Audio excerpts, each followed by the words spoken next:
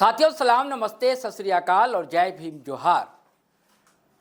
साथियों, अगर शांति समिति ही शांति को भंग करने लगे तो फिर आप क्या कहेंगे? कुछ ऐसे ही खबरें चल रही हैं दोस्तों इधर, और आज जो खबरें आपसे शेयर करने जा रहा हूं बहुत बड़ी खबर है। हालांकि थंबनेल और टाइटल तो आपने देख ही लिया है, लेकिन इसकी परत तो खोलनी होगी। अकारण तो कोई बात की नहीं जा सकती। और मैं हमेशा कहता हूं कि बात समझनी है तो सुननी तो पड़ेगी ही। तो चलिए, इससे पहले कि आप बात सुने साथियों, आपसे गुजारिश है, आग्रह है कि अगर आप पहली बार हमारे चैनल पर आए हैं तो सब्सक्राइब कर लीजिए हमारा चैनल। ज्वाइन तो आप करते नहीं, करेंगे तो और अच्छा रहेगा, बल मिलेगा। और वीडियो हमेशा की तरह धड़ाधड़ फटाफट खटाखट शेयर करें, लाइक करें, कमेंट करें। साथियों, पिछला वीडियो आपने देखा होगा एक्स डीजीपी अनुराग गुप्ता को लेकर। अनुराग गुप्ता पर बड़ा आरोप लगाया बाबूलाल मरांडी, नेता प्रतिपक्ष ने, और आज फिर उन्होंने प्रेस कॉन्फ्रेंस की है, वो भी हम आपको सुनवाएंगे दोस्तों। लेकिन पहले कुछ बातें कर ली जाए।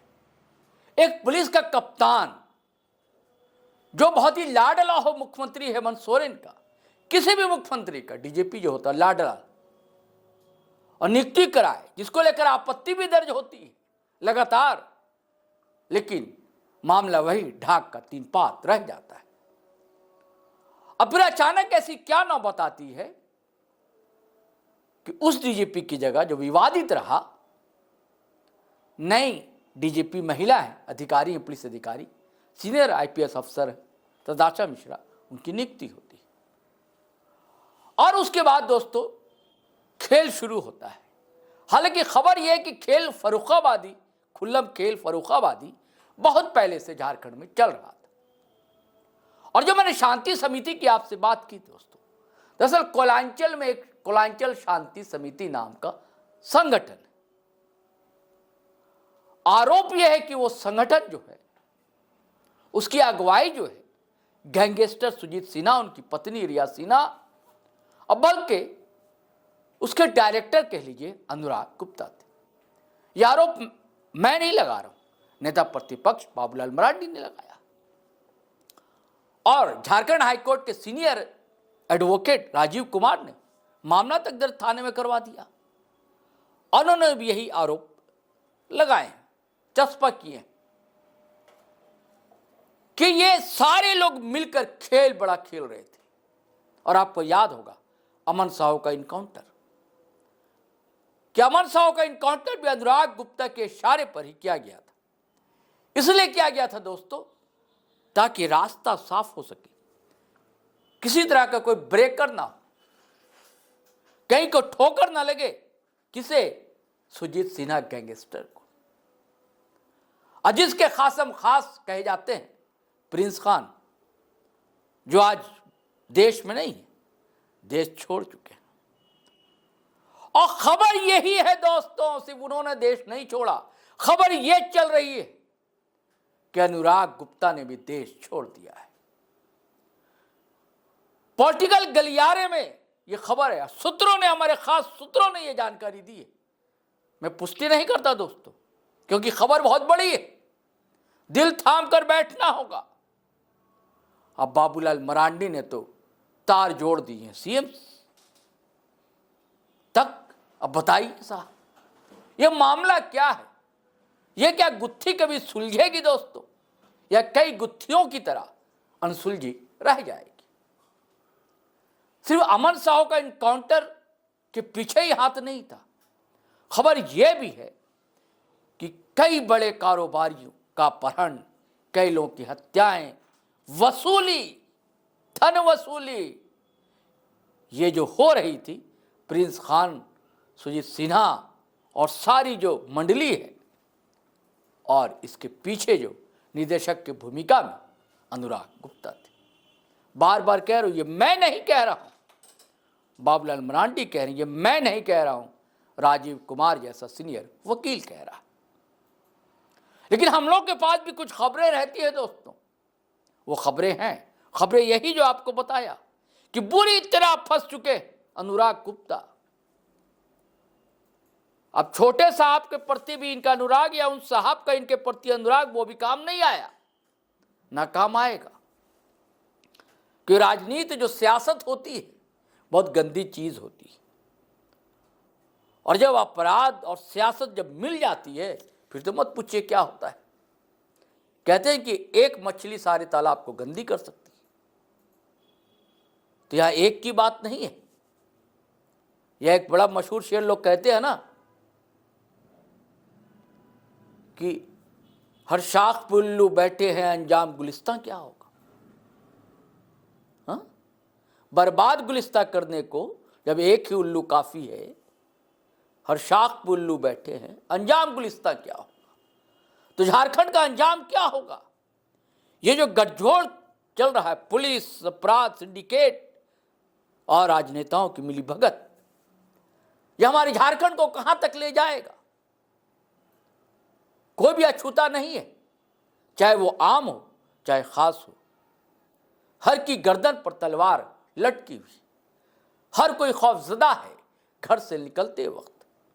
हमारी मां बहनें चिंतित रहती, निकले या ना निकले, क्या पता कोई उचक्का आएगा मंगलसूत्र छीन कर चला जाएगा। तो यहां तो छोटे उचक्के नहीं, बड़े बड़े उचक्कों की बात है। हजार लाख रुपए की बात नहीं, करोड़ों की लेन देन की बात बताई जा रही है। सच ऐसा खेल हुआ है और एनआईए तक पहुंच गया मामला। अरे इक्के दुक्के नेताओं ने नहीं पहुंचाया है। नेता प्रतिपक्ष बाबूलाल मरांडी, उन्होंने पूरा पोथा, आपको बांच कर कल हमने सुनाया था एक वीडियो, कितने आरोप लगाए हैं कि रिया सिन्हा जो कि उनकी पत्नी है गैंगस्टर सुजीत सिन्हा, उनसे बातचीत होती थी अनुराग गुप्ता की। क्या बातचीत होती थी दोनों में। उन्होंने कहा है कि भैया इसकी जांच कराई जाए, कॉल रिकॉर्ड निकाला जाए। और ये कोलांचल शांति समिति नाम का संगठन जो सामने में था, उसे हथियार बनाकर क्या क्या खेल किए जा रहे थे। तो साथ ही मैं चाहता हूं कि बाबूलाल मरांडी ने कहा क्या, वो पहले सुनिए, फिर हम आगे की बात करते हैं। तो राज्य के मुख्यमंत्री जिस डीजीपी का उन्होंने जो त्याग पत्र लिया, तो उनके बारे में पहले राज्य के मुख्यमंत्री ने काफी विरोध किया था।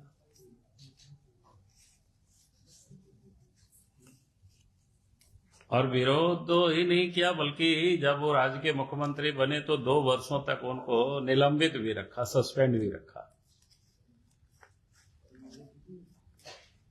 और जब उनका सस्पेंशन समाप्त किया तो आप सबने देखा कि उनको झारखंड के डीजी पुलिस बनाया। अनेक कायदे कानून को ताक में रख करके उनको डीजी पुलिस बनाया। और इतना ही नहीं, जब उनका सेवा काल भी समाप्त हो गया तब भी उनको बनाए रखा,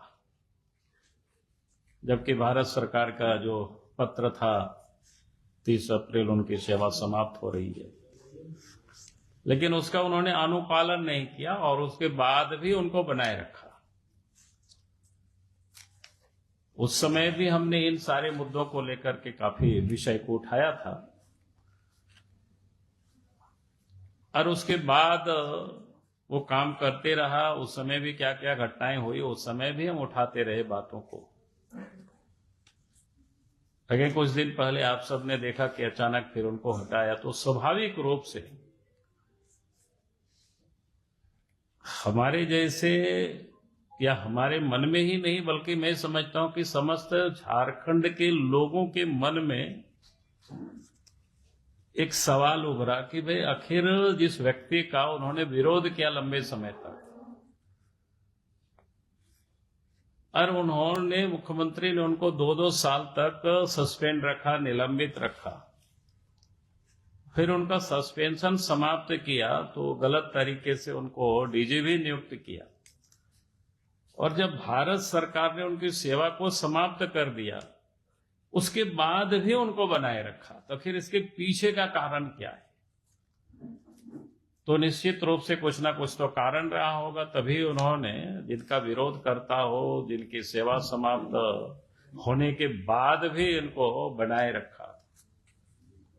तो हमारे जैसे झारखंड के लोगों के दिलों में एक बात तो जरूर तैरती है कि आखिर कारण क्या है। इस व्यक्ति का कोई विरोध करता हो, निलंबन भी करता है, फिर पदस्थापित भी करता है, और उनके कामों को पदस्थापित नहीं बल्कि एक्सटेंशन भी कर रहा है, और फिर उनसे रिजाइन भी ले रहा है। तो ये अपने आप में कई एक सवाल पैदा होता है। तो जितना कुछ भी जानकारी प्राप्त करने की मैंने कोशिश की, तो उससे लगा कि एक प्रकार से अगर हम कहें तो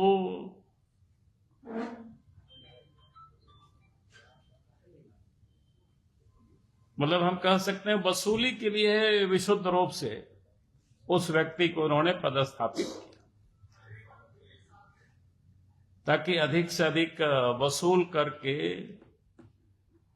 मुख्यमंत्री को पहुंचा सके। उसमें से चाहे लॉटरी हो, चाहे गाय की तस्करी हो, अवैध खनन हो, जमीन का धंधा हो, रंगदारी हो, छाया दोहन करना, यानी एक प्रकार से जितनी भी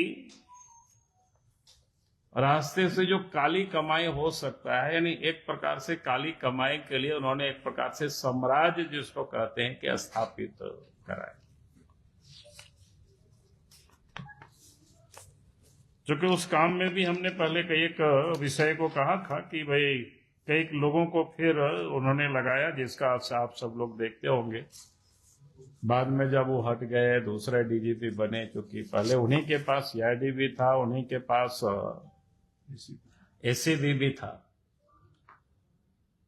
अब जिन लोग उनके जो कलेक्शन मास्टर थे, कलेक्टर जिसको कह सकते हैं, उनके लिए आजकल तो हम देख रहे हैं अखबारों में भी उनके ऊपर से एफआईआर हुआ, जांच पड़ताल चल रहा है। कोई इंस्पेक्टर गणेश सिंह थे, ऐसे कई लोग थे, रंजीत राणा थे, बिचौलिया कोई मनोज गुप्ता, हरियाणा के कोई किसान, ऐसे जैसे लोगों ने जो अवैध धंधा का जिसको कहते हैं कारोबार लोगों ने संभाला था। तो आज सरकार को उन सारे लोगों के ऊपर भी कार्रवाई करनी चाहिए। आप सबको ध्यान में है कि जिस प्रकार से शराब घोटालों को लेकर के हमने मुख्यमंत्री को पहले भी पत्र लिखा था, आप सबके संज्ञान में है, पहले भी मैंने आप सब लोगों को बताए थे, लेकिन सरकार ने पूरे 2 वर्षों तक कोई संज्ञान नहीं लिया उस पर। और जब उस शराब को लेकर के छत्तीसगढ़ में केस हुआ और छत्तीसगढ़ की सरकार ने उन सारे केस को सीबीआई को जांच के लिए ट्रांसफर कर दिया, तो फिर एकाएक आप सबको ध्यान में आया, कुछ समय पहले भी मैंने कहा था कि यहां भी गिरफ्तारी शुरू हो गई और अभी भी जेल में है। क्या बोलते हैं, क्या नाम है? हाँ, विनय चौबे जी। वही नहीं बल्कि कई लोगों को उस समय गिरफ्तारी हुई। उस समय भी मैंने आप सब लोगों को बताया था कि भाई गिरफ्तारी जिस तत्परता से हुई, लेकिन 90 दिनों तक गिरफ्तारी के बाद भी चार्जशीट नहीं शामिल हुआ, इसलिए कई लोग बेल में छूट गए। यानी किस प्रकार से भाया दोहन किया गया है, यानी चार्जशीट नहीं शामिल करना ताकि उनको बेल मिल जाए। तो कई को बेल मिल गया, आप सबके संज्ञान में है। फिर कईयों को तो गिरफ्तारी भी नहीं की गई, भया दोहन इस प्रकार से, यानी और जांच को कह सकते हैं कि शराब घोटालों में भी यानी क्या कहते हैं, सैकड़ों करोड़ की उसमें उगाही हुई। जैसे कई लोगों को जमानत दिलवाया गया, कुछ का नाम हटाया गया, कुछ को पकड़ के छोड़ा गया। और उसको पकड़ने की भय दिखा करके उनसे वसूला गया। तो इस प्रकार से आप कह सकते हैं। फिर आप सबको याद होगा, अखबारों में भी छापते रहा है, बंगाल और बांग्लादेश की जो सीमा, जैसे पाकुड़, धनबाद, इन सारे क्षेत्रों में लॉटरी का एक बड़ा धंधा। कोई धनबाद में तो किसी का, कोई झुनझुन वाला का भी नाम है सारे। तो यानी एक सारे ये जो धंधा, यानी इनके देख रेख में सब चल रहा था, इन लोगों के, इनके संरक्षण में ये सारे जो धंधा चल रहा था। फिर जमीन का एक मामला होता था तो उसमें जांच के लिए सरकार ने एसआईटी गठित कर दी, लेकिन उसमें से कुछ भी नहीं, बल्कि जिन लोगों ने ये सब धंधा जो करते थे उन लोगों को भी भाया दोहन करना, कि उनको नोटिस करके बुलाना, धमकाना, उनसे पैसे वसूलना, यानी इतना ही उससे काम हुआ। अगर वास्तव में सरकार इन सारी चीजों को चाहती, आज भी हम चाह रहे हैं कि भाई सरकार को करना चाहिए, जैसे बिहार सरकार ने कानून बनाया है, जिन लोगों ने भी गलत तरीके से संपत्ति अर्जित किया है कि उसको जांच करने के लिए, जब्त करने के लिए बिहार सरकार ने कानून बनाया। तो झारखंड की भी हेमंत सोरेन सरकार अगर वास्तव में सचमुच में चाहती है कि भाई हम इस प्रकार की जो भ्रष्टाचार हो रहा है, लूट हो रहा है, अफसर या बाकी संपत्ति लोग अर्जित कर रहे, तो उसको जांच करके उसको जब्त करेंगे, और जहां पर विद्यालय, अस्पताल जो भी हो, गरीबों के लिए, गरीब गुरुओं के लिए, वो सब बना सकते हैं। तो ये सब भी बिल्कुल कहीं आपको कुछ नहीं दिखाई पड़ेगा।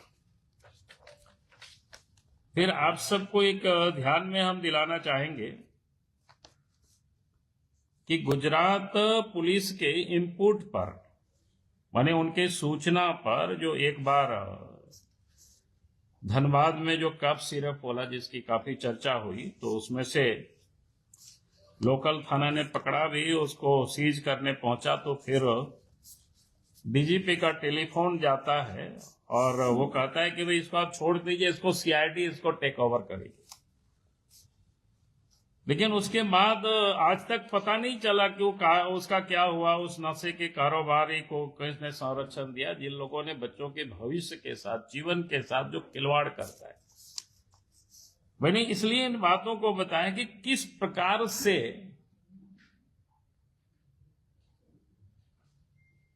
मैंने लूटने की, किस प्रकार से, या पैसा कमाने का किस प्रकार से तैयार किया गया, और कैसे कैसे किन किन क्षेत्रों में लोगों ने इस पर प्रारंभ किया है।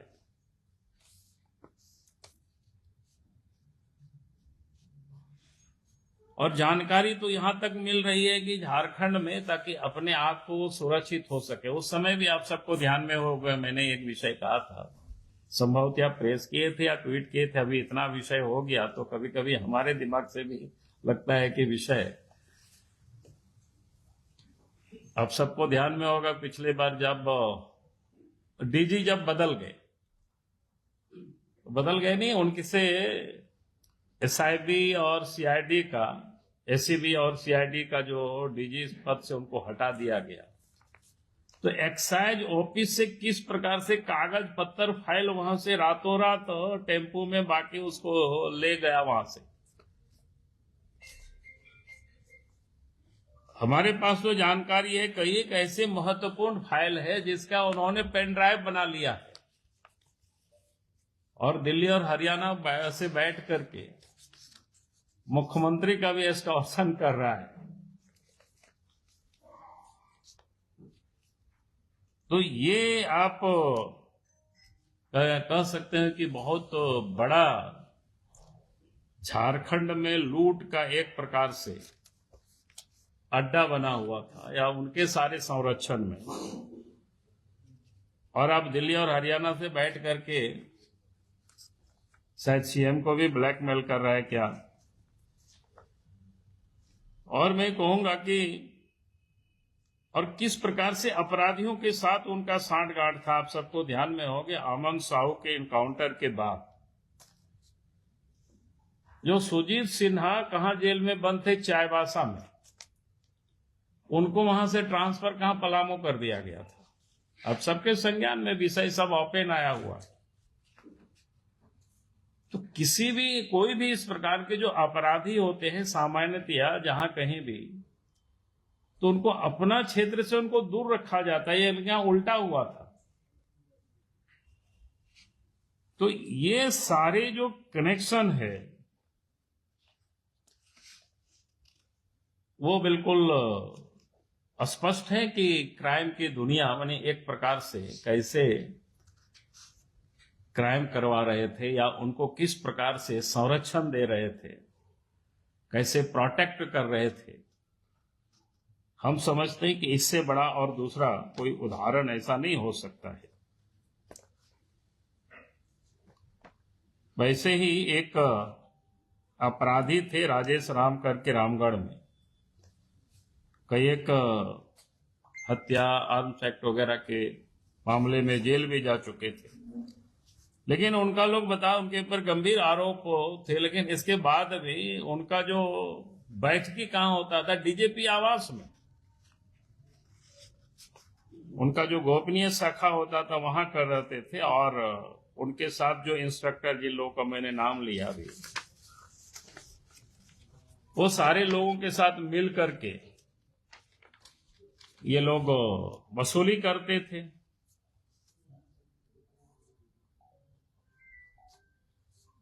तो इस प्रकार से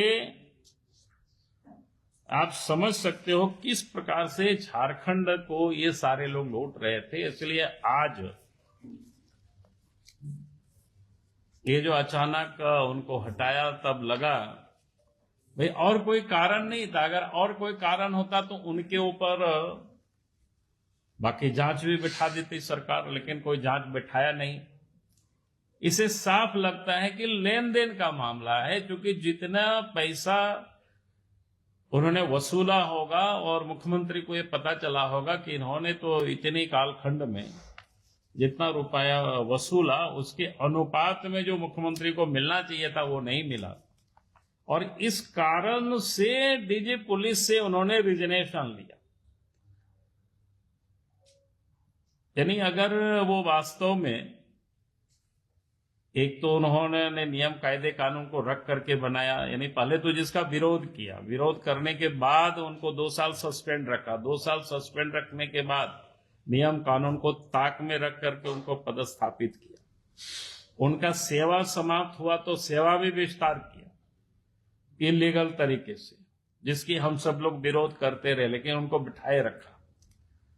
और अचानक उनसे फिर त्याग पत्र लेना, तब ये हम सब थोड़ी सी तहकीकात करने लगे कि भाई आखिर इसका कारण क्या। अगर गड़बड़ किया हुआ है तो फिर उस पर राज्य सरकार को जांच करवानी चाहिए, और नहीं तो यही माना जा सकता है कि उन्होंने जो मोटी रकम वसूली थी, जितना हेमंत सोरेन को रहा होगा कि हमें इतना हिस्सा मिलना चाहिए था, लगता है कि उतना उनको नहीं मिल पाया, इसलिए हटाया। आज भी हम मुफ्त में हेमंत सोरेन जी को एक सलाह मैं देना चाहूंगा। मेरी सलाह मानेंगे ऐसा नहीं है, या मान भी सकते हैं, क्योंकि कई चीजों में हम जब ट्वीट भी करते हैं तो कई चीजों को आप देखते होंगे कि उनका कदम किसी किसी में वापस भी लेता है। क्योंकि मैं इस समय उसको नहीं खुला कर रहा हूं यहाँ पर, आप सब लोग ढूंढेंगे तो पता चल जाएगा कौन सा ऐसा विषय था। तो हम कहेंगे कि हेमंत सोरेन भविष्य में अपने आप को ही बचना चाहे तो हमें लगता है कि अनुराग गुप्ता को अपने सलाहकार में वो नियुक्त कर ले तो शायद वो भविष्य में भी सुरक्षित रहे। और शेष में अफसरों को भी कहूंगा कि आप सरकार में किसी भी मंत्री हो या मुख्यमंत्री हो, आप उनके टूल किट्स मत बनिए। कानून का पालन करिए, कायदे कानून से काम करिए। अगर आप कायदे कानून से काम नहीं करेंगे तो देर सवेर जांच होगी तो फिर आप मुश्किल में पड़ेंगे। क्योंकि देश भर की हम सब लोग अतीत को देखते हैं कि इस प्रकार से जिन लोगों ने भी गड़बड़ किया उनका जीवन लास्ट में नर्क बन जाता है। तो इसलिए हम सभी अफसरों से भी कहेंगे कि भाई मंत्री लोग आते हैं तो नए भी होते हैं, उनको काम के बहुत सारे तरीके नहीं होते हैं, लेकिन शॉर्टकट रास्ता अधिक कमाने के चक्कर में बहुत सारे अफसर लोग गलत कर बैठते हैं। पिछले बार भी देखे, कई लोग जेल में गए, कई लोग जेल में अभी भी है। आगे कौन क्या होगा नहीं होगा ये पता नहीं, लेकिन मेरा कहना है कि तो उन लोगों को भी हमारा एक सुझाव रहेगा कि भाई इन सारी चीजों को देख करके आप सब लोग अपने अपने मतलब सही ढंग से काम करें, जनता के लिए काम करें, राज्य के लिए काम करें। तो साथियों, पत्ते सारे खुल चुके हैं, परत दर परत खोला है। जिसे मैं हमेशा कई बार कहा मैंने ना, छेनी हथौड़ी लेकर खोलना, तहखाने की तह तक पहुंच जाना, तो तहखाने की तह तक लोग पहुंच चुके हैं। और यही कारण है कि रफूचक्कर होना पड़ा है अनुराग गुप्ता को। मैं पुष्टि नहीं करता हूं, लेकिन ये खबरें पॉलिटिकल गलियारे में चल रही हैं और हमारे खास सूत्रों ने साथियों ये जानकारी हमसे साझा की है। अब देखिए आगे आगे होता है क्या। अब नेता प्रतिपक्ष हैं बाबूलाल, जाहिर सी बात है मुख्यमंत्री को निशाने पर लेंगे, घेरे में लेंगे। लेकिन अगर एनआईए की जांच हुई और जैसे राजनीतिक घटनाक्रम बदल रहे हैं झारखंड के साथियों, आप देख रहे हैं हमारे GTO लाइव पर भी परिणाम वहां निकला, बिहार चुनाव का, उपचुनाव घाटशिला का भी निकला, और उसके बाद से जो गतिविधियां वार दर वार चल रहा है, हर कोई अपने तरकश से तीर निकाल रहा है और निशाने पर कौन कौन है ये भी आप देख रहे हैं। चलिए साथियों, फिर हम नए वीडियो के साथ हाजिर रहेंगे, लेकिन आपसे गुजारिश है फिर करता हूं कि अगर आपने हमारा चैनल सब्सक्राइब नहीं किया तो कर लीजिए और वीडियो हमेशा की तरह धड़ाधड़ फटाफट खटाखट शेयर कीजिए, लाइक कीजिए, कमेंट कीजिए। आज्ञा दीजिए, इजाज़त दीजिए। जय हिंद, जय भारत।